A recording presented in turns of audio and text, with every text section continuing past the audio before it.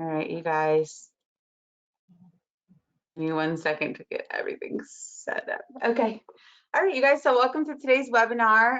It's going to be over partnerships with your local housing authorities. Hope you guys are in the right place. I'm happy to have y'all. A couple of things before we jump into the webinar. I just want to give you guys a little bit of background on Nchb. We are part of our role, at least, is sharing best practices that we find in the community with other communities.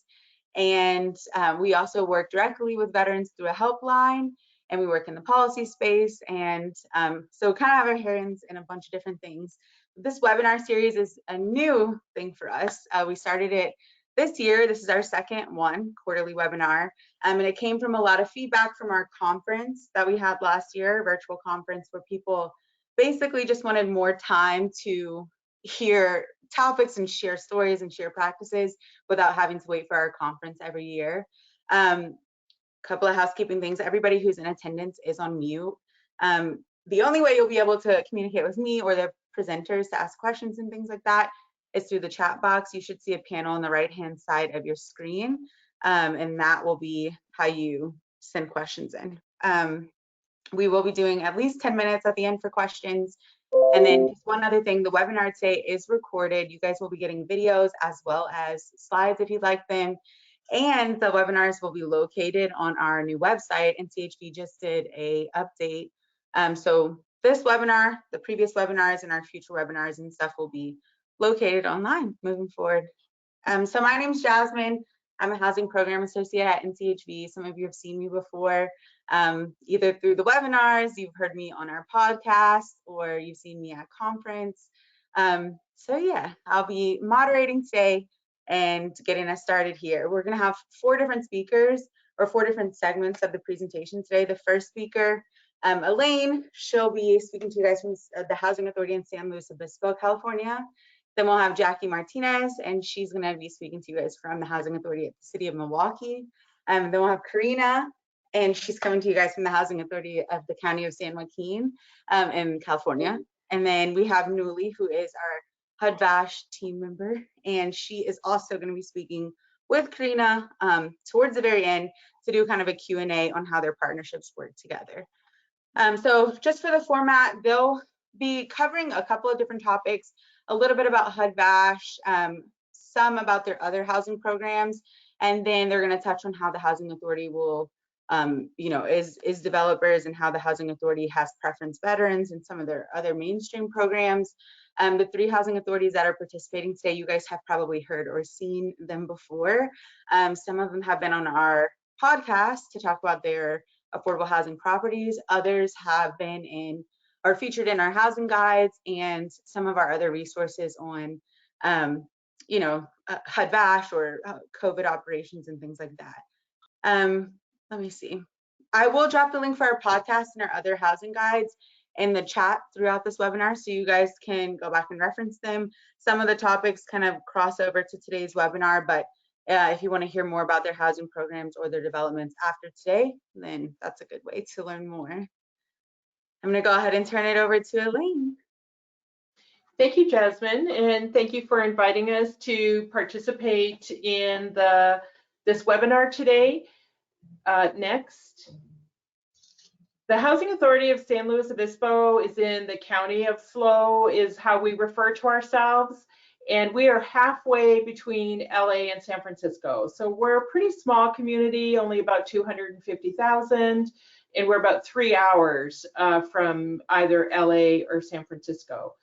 Typically, the major challenges that we see with the Section 8 program is that the waiting lists are long, that the applicant needs to do the work to find the housing and to find a landlord who's willing to take their voucher, and that payment standards may not always reflect market rents, especially if you're in a rising cost market, which is very much the case here throughout all of California. And then under California law, we are required to offer a preference for veterans, both in our Section 8 and our landlord programs. Next. In order to more effectively serve our local community, what we have done to enhance our program and the services operating a Section 8 program is that we try to open the waiting list every 12 months or so. We have to estimate how many vouchers we're going to need over the next 12 months, and that's based on people turning the voucher back into us, either because they've become self-sufficient, there's been a change in their family composition, or they're no longer on the program. So we're never quite sure what that is, but our typical experience is we'll open the waiting list for 4 days. It's online. And so they've got lots of time to apply. They don't have to, be on at 9 a.m. They've got 4 days. And then we run a lottery. And so because we're in a small community and we're relatively isolated from our neighboring communities, we may get about 2,000 applicants, and we will select 250 to 500 in the lottery. So you've got a 1 in 7 to 1 in 10 chance of being selected in the lottery.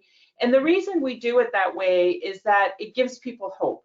If I didn't get selected this year, maybe I'll get selected next year, rather than the waiting list is closed for years and years and years, and there's never any option to get on.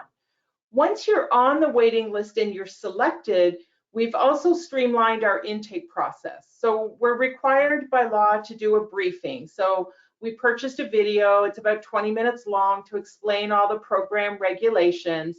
They come in for their appointment. They've done a lot of the paperwork online already, if possible. We have an 1 to 2 hour appointment with them, and they walk out with a voucher. And so it's a real feeling of accomplishment for the participant to know that at the end of their intake appointment, they've got a voucher and they can immediately start looking for housing. Next.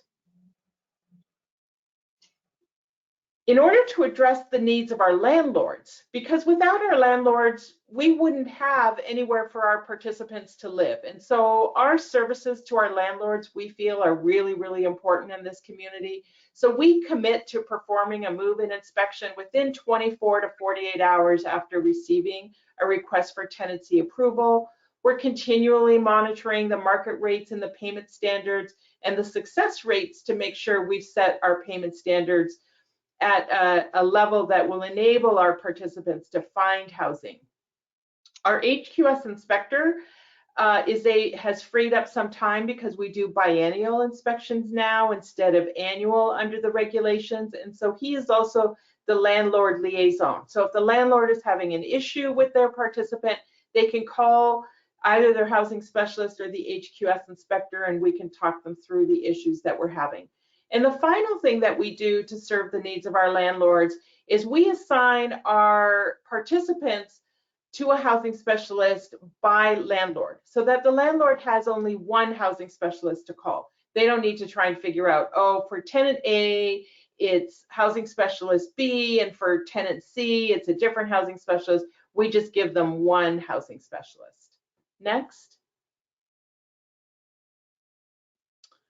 The role of HASLO, which is similar to many other housing authorities, is that we are also a developer of affordable properties. And the most significant development is done through what is called the LIHTC program, or tax credit, and it's the low income housing tax credit program.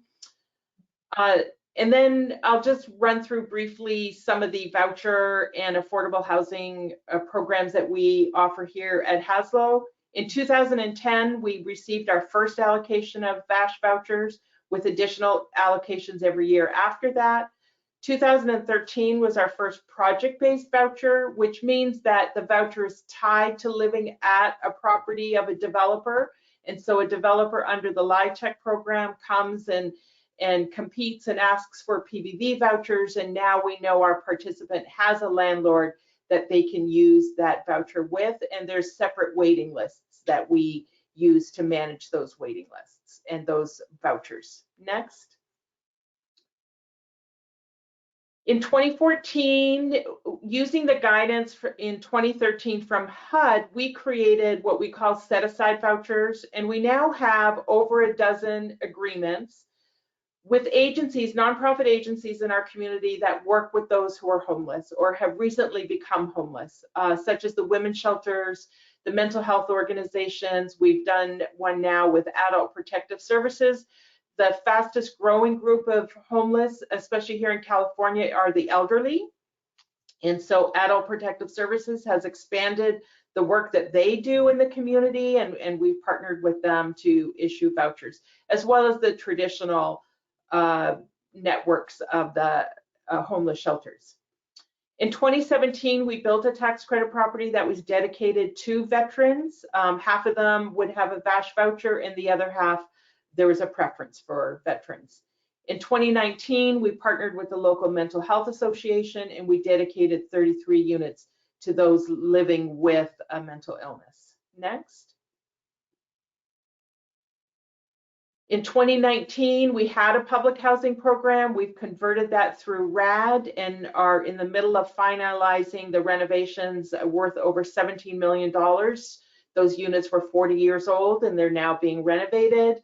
We also received an award of family unification programs to work with child welfare services and families that their final step in being reconnected to their children may be to find housing, and those vouchers enable them to do that.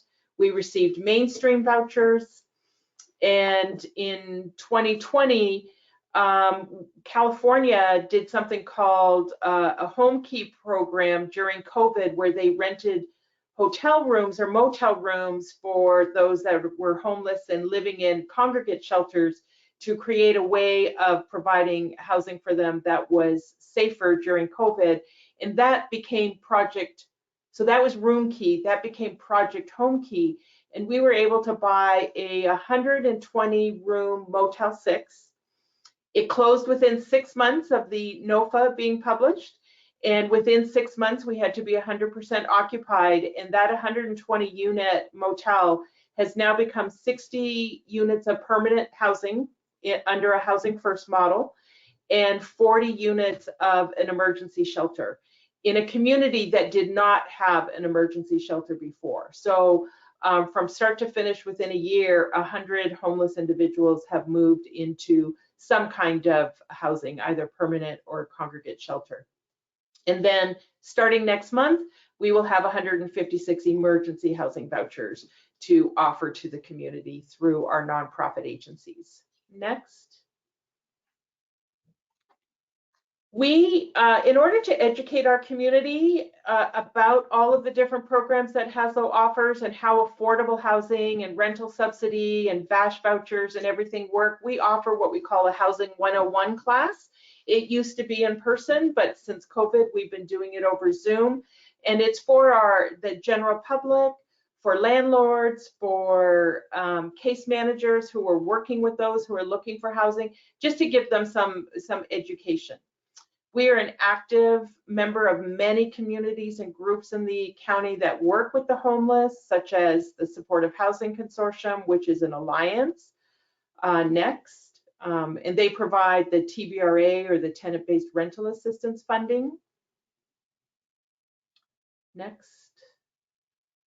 Other agencies, the Adult Services and Policy Council, Homeless Services Oversight, veterans organizations, we partner with all of them and participate in their quarterly or monthly meetings. Next.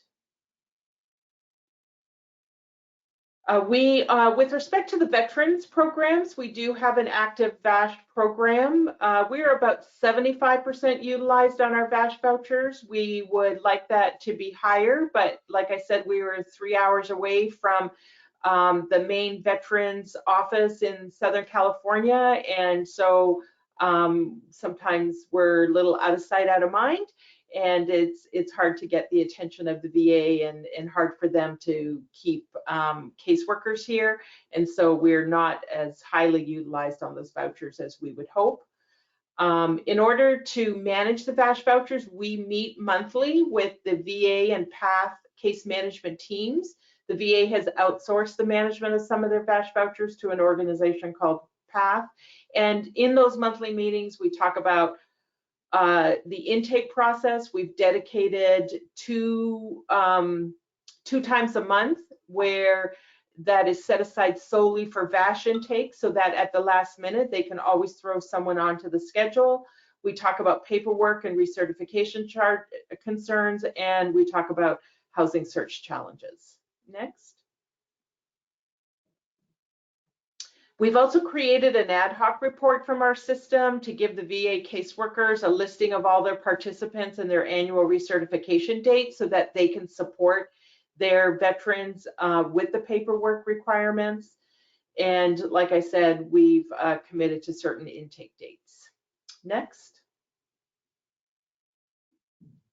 And then I didn't list the websites here, but both HUD.gov and VA.gov have excellent resources, slides, materials on both of their websites with respect to the Voucher program.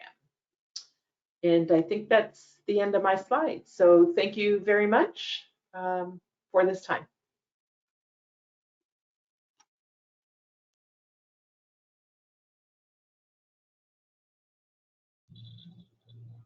Good afternoon, everyone. My name is Jackie Martinez, and I'm the program director of the Section 8 program for the Housing Authority of the City of Milwaukee.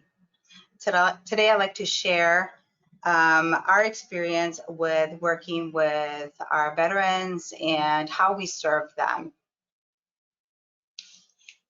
The Housing Authority of the City of Milwaukee has been a national leader in housing for over 70 years and currently provides high quality, affordable housing options to over 10,000 Milwaukee families, seniors, and disabled adults. We also offer work with our residents to assist them in achieving self-sufficiency through a wide range of economic, health, and social services.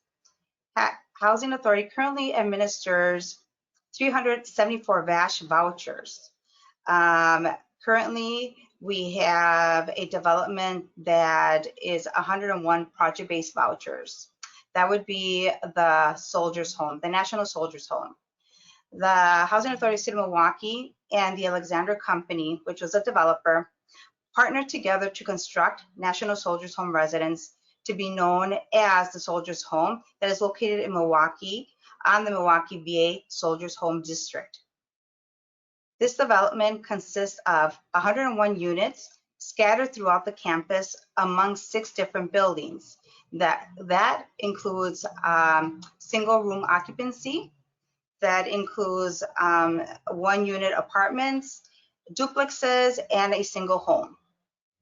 Established just after the Civil War, the Milwaukee VA Soldiers Home is a 90-plus acre district that rests on the grounds of the Clement Zablocki Medical Center.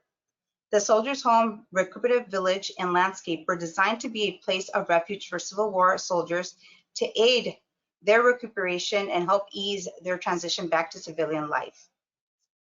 One of only 43 national historic landmarks in Wisconsin, it contains some of the oldest and most historic buildings in the VA system. The next development would be the Victory Manor. The Housing Authority City of Milwaukee has developed this 60-unit veteran preference apartment building in the West Lawn Gardens neighborhood on Milwaukee's northwest side. Victory Manor has many design features to meet the specific needs and opportunities that our veterans face. The Center for Veterans Issues provides case management services to our veterans living at Victory Manor. The presence of CVI also serves as a resource for veterans throughout West Lawn Gardens and the surrounding neighborhood. All veterans are invited to utilize CVI's resources to access a wide array of services. The next project is our Surgeon's Quarters, single room occupancy located on the VA grounds. This operation started in 2005. And this was placement at this property. It was to coordinate between the Department of Veteran Affairs, Hope House, and Friends of Housing. Located at the historic Veteran Affairs grounds in Milwaukee, the Surgeon's Quarters single room occupancy, SROs, is a joint project of Hope House of Milwaukee, the Housing Authority of the City of Milwaukee, the Department of Veteran Affairs, and Friends of Housing, which is a property managing company. The project consists of 13-bedroom, Section 8 SRO program that provides permanent housing to adult men and women in a communal setting. Along with an individual room, each resident is provided with shared kitchen, living, and bathroom areas. In addition, a case manager works closely with the residents to assess, refer, link, and engage, each in the necessary supportive services to help maintain stable housing, such as transportation assistance, mental health, and substance abuse counseling, educational opportunities, healthcare, and emergency food distribution. The following would be the Veteran Affairs Supportive Housing VASH vouchers. So the program has a total of 374 VASH vouchers, and 273 are tenant VASH-based vouchers. We also have some port-ins that we also manage. The program finds that it's very important and crucial in the success of these partnerships to assist our veterans is establishing the partnerships with the local HUD office, with the local VA, the Veteran Affairs office, the support of the elected officials, local, state, and federal level. We are very fortunate to have all of those, hence why our projects have been deemed to be successful, and we are able to continue to serve our veterans and their needs. We meet with the case managers assigned for each of our participants in the program. We meet with them weekly, and the reason for that is that we want to make sure that all of our veterans are being serviced and attended to in a timely fashion. So having these weekly meetings definitely allows to minimize any issues or concerns there may be regarding a participant in their housing. The program has also assigned a housing navigator that is the point of contact between the VA, case management, and community resources that have questions about a participant's subsidy or questions about their housing. This housing navigator has become familiar with our families and is able to assist them in every shape, way, or form to ensure successful housing and permanent housing. The program has had many questions regarding the arrival of these projects. Again, it is very important to have those supports within your community. We work very closely with the HUD, local HUD office. They're very supportive of our projects as we assist our veterans. We have the support of our local leaders and also community organizations that also advocate for our vets. At this moment, we continue to serve our veterans through the various services that we offer, such as the family self-sufficiency program.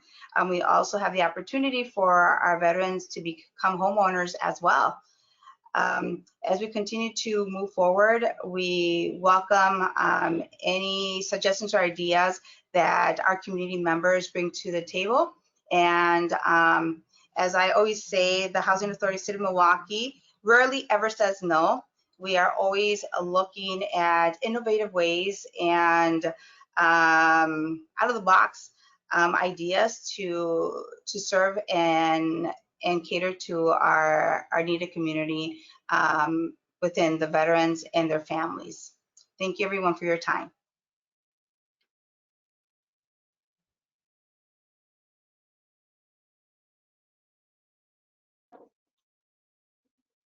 Hello, everyone. My name is Karina Lane. I'm the Director of Occupancy and Housing Compliance for the Housing Authority of the County of San Joaquin.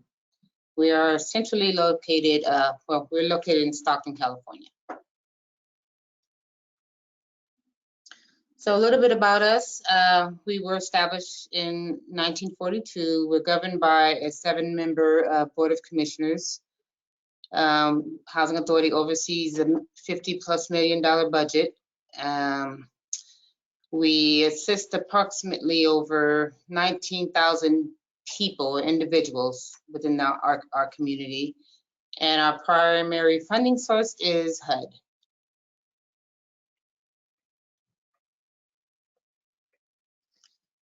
So a few highlights about the voucher program. You heard some of the stuff from the other presenters.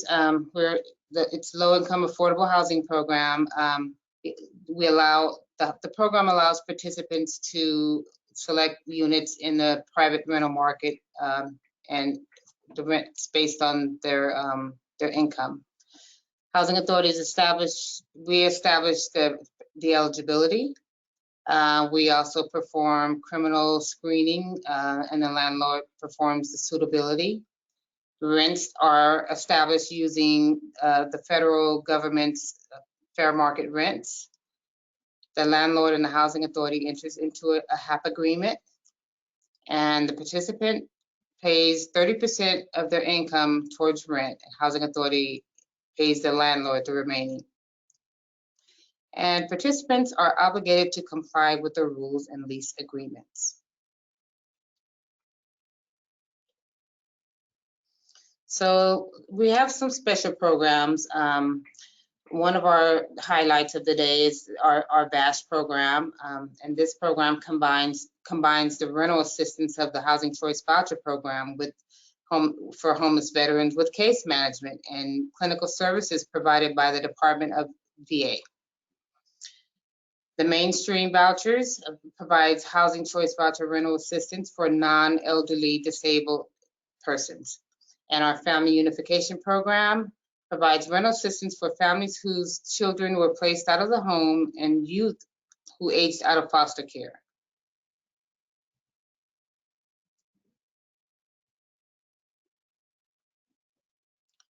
So just a little about how we got to where we are with our programs. Our Voucher program, we have an allocation of 259.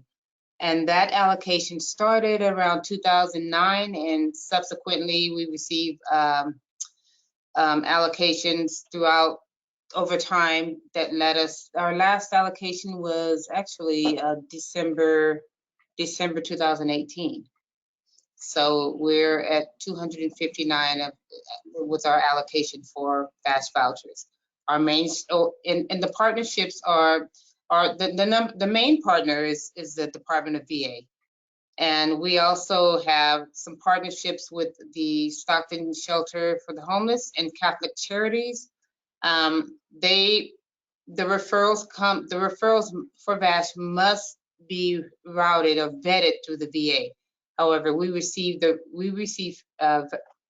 referrals from the Stockton Shelter for the Homeless and Catholic Charities, and we just refer them through the VASH so that they can be vetted the proper way. Mainstream vouchers, we have an allocation of 133. Our mainstream voucher first allocation was August 2018. And we have partnerships that refer for these vouchers for non-elderly disabled families, and those partnerships are this is just a sum to name a few. Mary Magdalene, these are agencies, community agencies that service disabled families or disabled individuals. Jarrell, San Joaquin County Behavioral Health, community medical centers, and San Joaquin General Hospital. Our Family Unification Vouchers, we have an allocation of 74. We have only received one allocation for the Family Unification Vouchers, and that was some time ago. I believe that was some time ago. It was before my time. We have an agreement, a formal agreement with Human Services of San Joaquin County to help us, to vet and have those families referred to receive permanent rental assistance. And we just received the emergency housing vouchers, and we have an allocation of 252 vouchers. We will begin, we have started the referral process, but we have a partnership with the San Joaquin County Continuum of Care and 211 San Joaquin County, who will be making the referrals for these vouchers to the Housing Authority.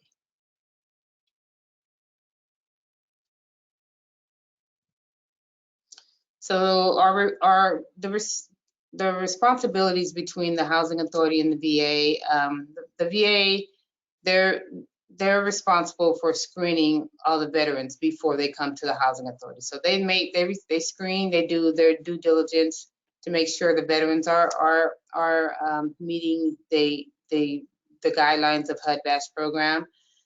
They make the referrals to the Housing Authority.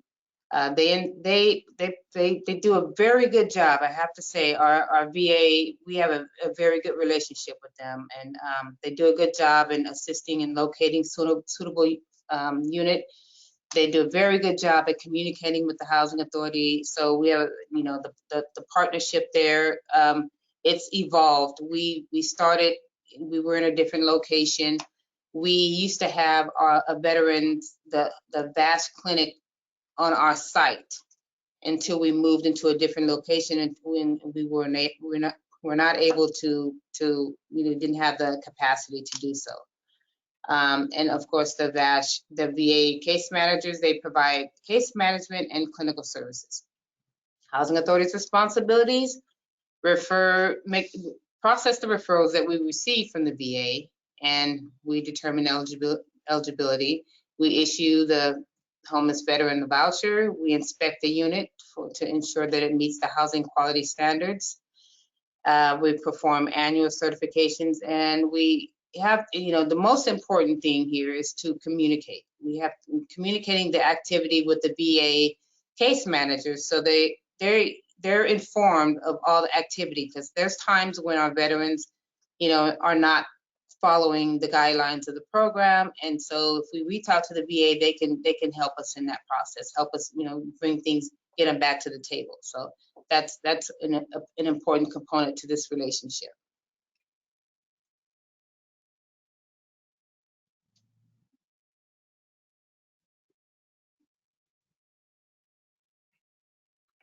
And that wraps up my presentation.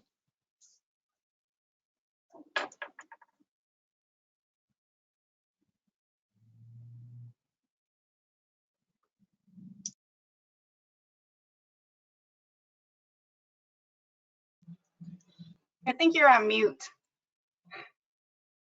Sorry about that. Okay, so I'm back.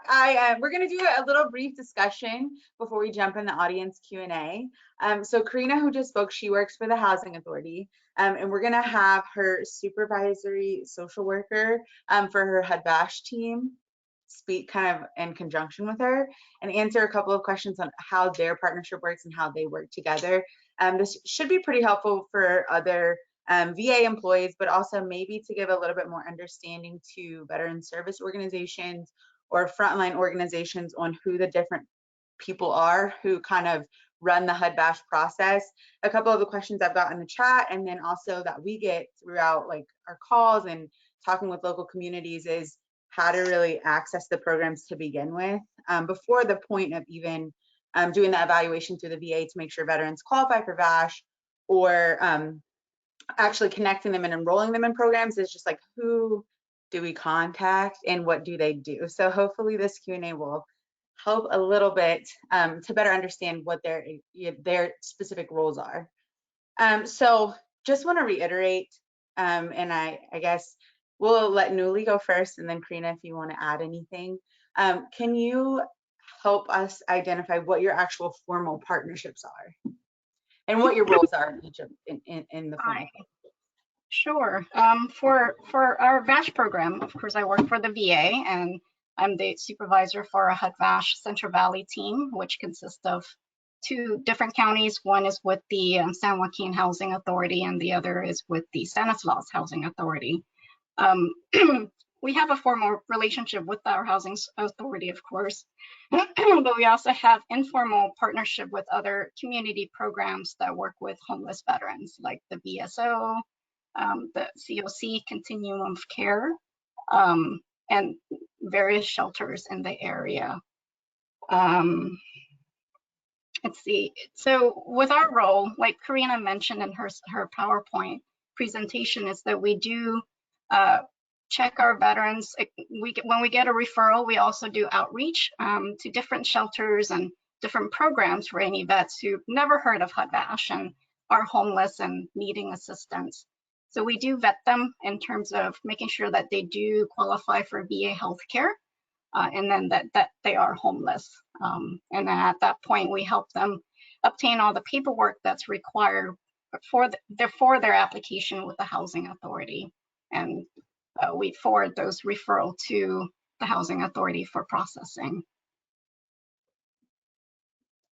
So yeah, just kind of like what Newly said, of course I agree. Yeah, so that, yeah, we have the formal partnership with the VA. We have other informal partnerships. I think I listed some of those in my presentation.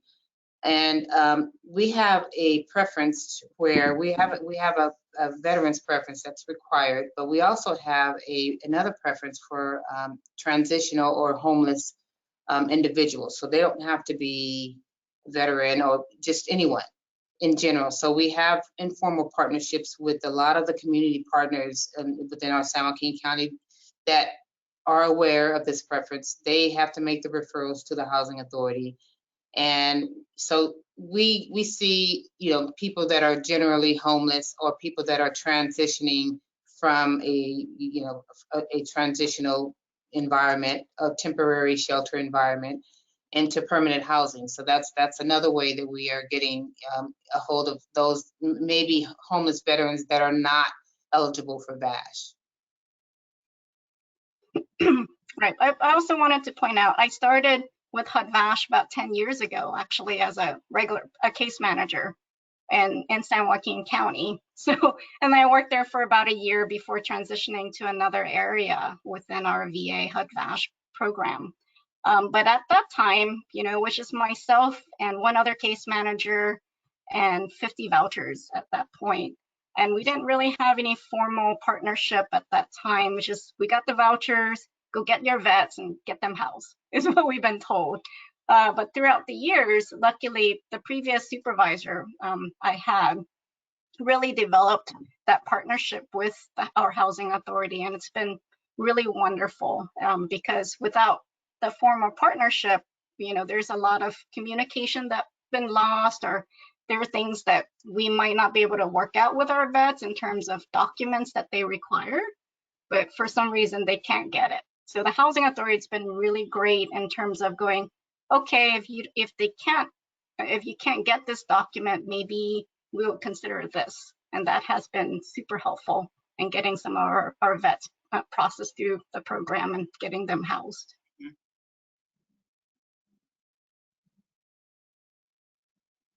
Great. Okay.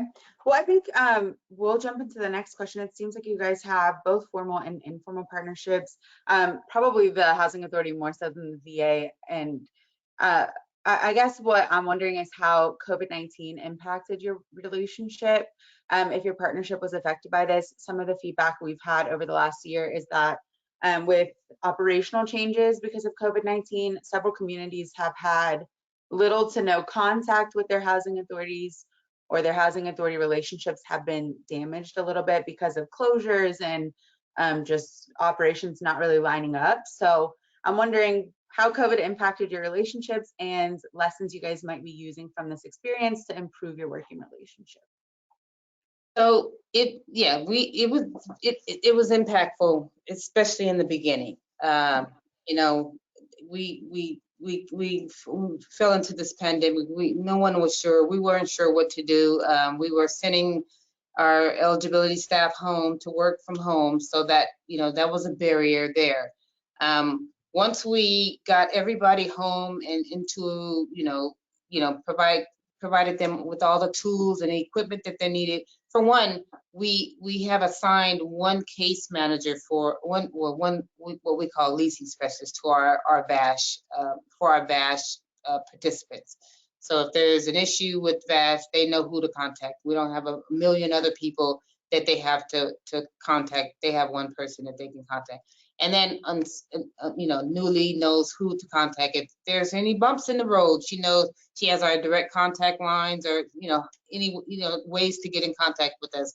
And we've run into some roadblocks. We've run into issues during COVID, things that our participants can't provide. And thankfully, when HUD came out with the waivers, HUD came out with COVID waivers that we were able to adopt into our policies, where we can get away with some of the things that we were previously required to have. We were able to, cut some corners somehow because, Social Security offices were closed. A lot of the main documents that our homeless veterans needed to get through the eligibility process, they just were not able to access. So, I get a call from Newly, Karina, what can we do? And then it just so happens that the waivers were out, and let's check the waivers and see what we can do. So we found ways, it took a little time, but we found ways to overcome a lot of the hurdles that we were facing. Yeah, I definitely have to agree with Karina. It was bumpy in the beginning when we're all trying to figure out, technology and working from home and how to manage referrals and paperwork and all of that. But we were able to adapt. And I think communication with the Housing Authority has improved because now we can do virtual meetings. And I want to thank Karina actually for having Floor attend our weekly meetings, and that has been really helpful in terms of getting feedback immediately as like, what is this paperwork, is this application complete, is there anything else that's missing, so that's been extremely helpful. Yeah, and pre-COVID, we would have one of the VASH representatives come in to the office monthly, and we would do a reconciliation. We would just check against, what they have versus what we have, and just balance our numbers and, balance our progress. Because if you're not communicating, you're really not sure what's going on. So we would do that pre-COVID, but once COVID hit, we had to find a way to. So just recently, we're invited to the HUD VASH weekly meetings, and that seems to be working. So more frequent meetings, it sounds like. I guess final question for how you handle your communication, and then you can also talk a little bit about working with outside organizations, Karina. But how do you guys handle when there's a breakdown in communication, whether it be the VA Medical Center and how you guys get your referrals, or how community service providers might be reaching out to you, or communication issues between the VA and the Housing Authority? How do you guys handle when there's actually a breakdown in communication? Well, I can tell you, Newly will just pick up the phone and she'll call. or so once, I try my best to pay attention. When Newly's emailing me, that means that, something needs attention. She's not just going to email me for, just because she wants to say hi to me, but she will email me because, you typically, when there's a need, there's a barrier that we need to have a discussion. And we're always open. We're always open to that. Whenever, there's a need, let's talk about it. And we usually, almost always, we get through it with communication. So that it's very important to open those lines of communication and have a point of contact, and not have your community partners just searching for someone to get an answer. It's not fair to the people that we're trying to serve. Yeah, I definitely agree. Being flexible and, being open to meetings and trying to solve the problem versus making it worse. Basically just working around it. Good stuff. Okay. All right. So we're going to jump into audience Q&A. I'll invite our other speakers and panelists back in. I have some questions that the audience has been sending in that I won't invite anybody to answer. I don't think they're directed at any one person. And I apologize for like looking all around, but I'm reading questions from a different screen, so bear with me. First things first, in you guys' area, and I guess this person is asking specifically for the Fort Lauderdale area, which we don't have a Fort Lauderdale participant, but in your areas, if the rent amount exceeds what the payment standard is for the specific area, can a tenant pay the difference out of pocket between like what the voucher would cover and what the rent amounts are? Absolutely not. That's prohibited on the federal level. Right. Okay, do you guys in your communities allow vouchers to be used in less traditional ways? I have been seeing more and more communities trying shared housing solutions using vouchers, and then tiny homes has come up a lot in conversation. Do any of your communities allow vouchers to be used flexibly for these types of housing? We definitely encourage shared housing with the limited housing resources that we have. We think that's a viable option, especially if they're being case managed. Roommate situations can always be problematic, and the challenge for the landlord is that he or she needs to write 2 leases, one for each participant, and if the relationship falls apart, you want to be careful that the landlord isn't left holding the bag. So it does get tricky, but in this marketplace, we see it as a viable option and actively encourage it. Likewise, in San Joaquin County, we do encourage shared housing. It doesn't work for everyone. It's not designed for everyone. Specifically, when we're talking about homeless veterans with maybe mental issues, things like that. So there's a little caution there, but we're definitely open to it, and we allow it. And the tax credit landlords cannot allow it. And so it really has to be a truly market landlord that's going to allow you to do it, or if the PHA has built other kinds of affordable housing that isn't restricted. So your pool of units is more limited, but if there's active case management, that can really help. And currently in Milwaukee, the housing availability has not become an issue at this moment. The developments that we currently have offer the 1-bedroom units, the SROs, where we can continue to serve our veterans through that form. Okay. One question I have that they didn't write in, but it came to mind, the landlord or the roommate matching and stuff, are you guys relying on veteran service organizations or the VA or another party to do that? Or is it people coming to you individually and saying, hey, I've already found a roommate, we want to rent this house? Or is somebody responsible for matching veterans if they were doing a shared option? For us, not formally responsible, but our VA, they're very instrumental in working to find landlords and keep retain landlords.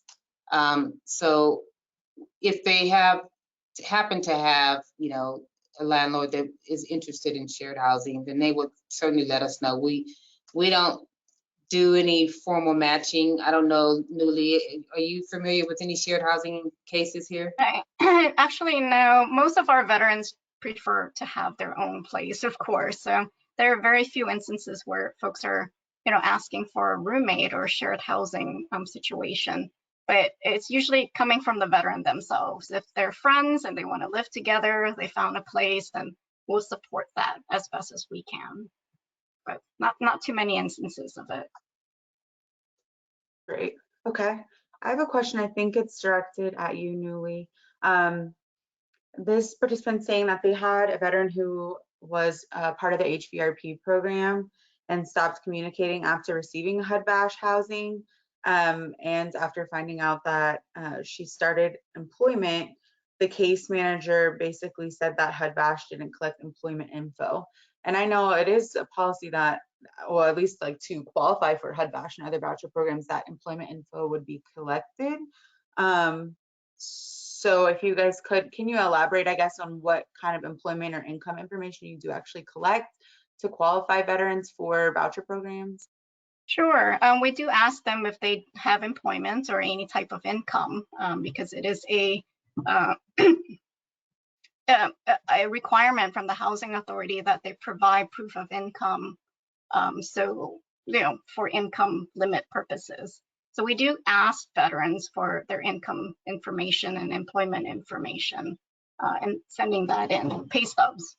Once they're in the program, if the veteran doesn't tell us that they're working and they kind of keep that from us, then there's really no way for us to know unless we ask and they actually tell us. But we encourage them to report their income to the housing authority. We don't keep track of it per se. We do encourage them to report it. Okay. And this is a question that comes up a lot in topics and in our webinars. How are you all working to house veterans who maybe do not qualify for HUD-VASH and also are low-level sex offenders or have other felonies that disqualify them for the voucher programs? If you guys have any tips for housing those type of veterans, our audience would like to know. That's a tough one. We do have a program that's more with the San Jose area because they have more services in Santa Clara County of California. It's not I don't think it's a specific housing program, but it is a shelter program, transitional housing to help veterans with 290. And then from there, they get case management from it's GPD and HCHV. So they get the community case managers that work with them in these shelters to help them find housing. So that's the one I know. But within HUD-VASH, unfortunately, they don't qualify. Great. And for anybody who's on the line and has never heard of those other programs, if you check out va.gov, I know it was mentioned earlier in the webinar, you can find more information on the GPD program and HCHV. Let's see. When there are opportunities for developers in your communities, how are you guys advertising opportunities for project-based vouchers or project-based HUD-VASH? You don't need to advertise, they're coming to us. We're only allowed to do 20 PBV, 20% of our total voucher allocation, and I suspect most housing authorities, at least in California, are running out of their 20% capacity because it's the tax credits are competitive, and getting a PBV allocation increases your competitive score. It's not about getting the maximum points, it's about exceeding your maximum points and how many points above the threshold can you get. So we don't need to advertise. And it's highly competitive for the tax credits. So yeah, I get approached, like Elaine says, often. We get approached often regarding project-based. But when we have when we are able to project-based, we do issue an RFP to the community. And we issued an RFP to the community maybe about a year or so ago specifically for HUD-VASH, and we didn't get any responses. So, that was kind of a bummer. We thought, we would get some community response, and we didn't. So I think some of the challenge with PBVing VASH vouchers is that the landlord wants to have the same screening criteria under fair housing for all of their applicants. And because HUD-VASH may be a housing first participant, it's hard for them to have consistent screening criteria. And they're kind of like, I'm not sure I want to take this on because maybe they have to loosen up all of their screening criteria. So sometimes that can become a barrier when you're looking at that as an option. That makes sense. There's a couple of questions that ask about navigating, like searching for housing once you actually have your HUD-VASH voucher in hand. I'm going to try to combine them. But how are you guys helping veterans or others navigate searching for housing where there's lack of affordable housing, do you guys have any mobility programs? Are you considering developing mobility programs? And just a couple of people commenting that they also have issues with veterans locating housing once they have a HUD-VASH voucher in hand. Yeah, that is definitely a very challenging area for us as well. Excuse me. We do have a housing specialist that works with us and also a peer support specialist. So our HUD-VASH team luckily have multidisciplinary staff with a peer specialist, housing specialist, and also a SUD specialist who works with veterans who have addiction issues, and then our case managers. So once a veteran has their voucher, the housing specialist is always out there doing outreach to landlords and property managers and trying to advertise HUD-VASH and, you know, try to get new landlords to accept our veterans and kind of going from there. It has been challenging because the rent in Stockton has been going up and all over California, actually, not just Stockton itself. Yes. So that's been hard to keep up with. But we do try our best, and for some reason, one way or another, and sometimes with the housing authorities help because they know some landlords that might be willing to accept HUD-VASH, and they give us those resources. So we do reach out to that. I'm super excited about the new landlord incentive program that the housing authority's been awarded funding for. So hoping that comes online soon. Yeah. That's the partnership with the city of Stockton, and they're just little, you know, we're waiting. They asked for additional information, but yeah, we're going to be rolling out landlord incentives, and we're all excited. We're going to be, you know, that's going to include application fees, one-time bonus for landlords, utility startups or arrears for the tenants and things like that. So we're excited. We really want to roll it out. We've been staying in close contact with the VA, just, you know, keeping them up to date on any progress. So hopefully this month. Yeah, hopefully. Here in Milwaukee, we extend the opportunity of free advertising for our landlords, so they can advertise their units with us. We post those on our website and get updated every Friday. And we have landlords that reach out to us and ask if there are veterans that are seeking housing and they're looking to assist them. So we connect them with the case managers directly so they can work with them and offer the units that are available to the vets. So we do have many landlords that were vets themselves. So definitely, you know, it's more of a personal touch and giving back to the community as well. So Milwaukee's been very fortunate with that. Right. And we find that landlords that have been veterans, that are previously veterans, are more inclined to assist with the VASH programs. Right. We did do a webinar last quarter on landlord partnerships, so I encourage anybody struggling to build those partnerships to check that webinar out. But that is one of the ways of partnership that we're hoping you guys take away from the webinar, is that if you're a frontline service provider, let's say, or a landlord yourself or work with landlord groups, then reaching out to your VA or your housing authority to kind of get everybody acquainted is a good first step to accessing more housing units. The final question and comment, I just want to clarify kind of that we had one participant say or comment that veterans are not a protected class, so giving them preference is not a violation of fair housing, is it? So I would like to clarify that for anybody who is on this webinar. I don't believe giving preference for veterans in your housing is a violation of fair housing, but they would be subject to the same application, like requirements and standards that everybody else would be. Do you guys have anything to add to that? And I know a couple of you mentioned the preference for veterans in your other housing programs as a requirement for the state of California. But it is not about a violation of fair housing, correct? That's correct. No, it wouldn't be a violation, no. Good. Gotcha. Okay. All right. Well, that was all of our questions that we have time for today. Thank you guys all for participating, and thank you to all of our attendees for also participating. The webinar and the slides will be available shortly, and then also on our new website, nchb.org.